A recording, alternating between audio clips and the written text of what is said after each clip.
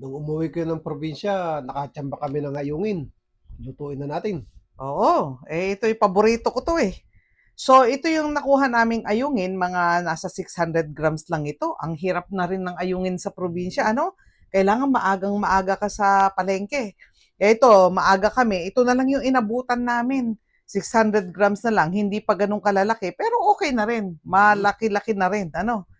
Ito ay isa sa pinakapaborito kong isda. Kahit maliit ito, napakalinamnam. Yes. Nakatikim na ba kayo nito? Sino may paborito rin nito? So, hugasan lang mabuti.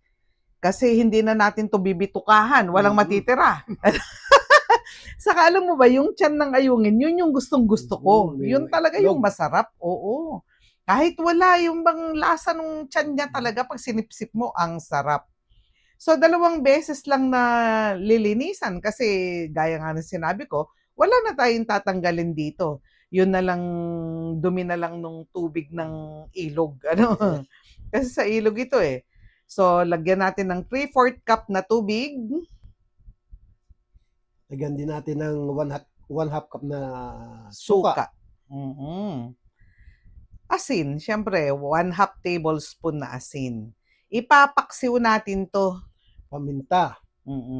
Saka maglalagay tayo ng bawang. Mhm. Bawang, kalahating kanyan, ulo, saka yung ating sibuyas, at yung pang-alis lansa, yung ating Luya. luya. Mhm. Dami-damihan lang, ano, para hindi siya malansa. Haluing mabuti, yung matunaw-tunaw yung asin. Saka na natin ilagay yung ating ayungin. Alam mo ba, nung nakita ko talaga ito, lumabas yata yung puso-puso sa mata ko na gano'n eh. 600 grams yung ating ayungin. Ayan, no? So, maglalagay din tayo dito ng green chili para may amoy na kwan. Mabango kasi pag Mhm. meron siyang sili. Saka na natin to lulutuin. 1 pot lang naman ito. Tatakpan na natin yan at lulutuin natin yan hanggang sa maluto na yung isda. Yes. Mga nasa 6 minutes, luto na yan eh. Maliliit lang kasi Mhm. itong isda na to. So, maglagay tayo ng seasoning granules. Maglagay din tayo rito ng konting mantika para may kinang naman. Oo, kasi okay pag nilalagyan mo ng mantika yung paksiw, may Mhm. konting kintab siya. Yes. Ayan. So, eto na. Lutuin na lang ng konti ito. Talo-talo na 'to. Mhm.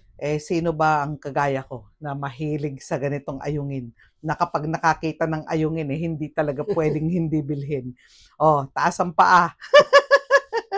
Sino? Sino? Oh, kain na tayo. Ay, maglaway kayo. Ako meron.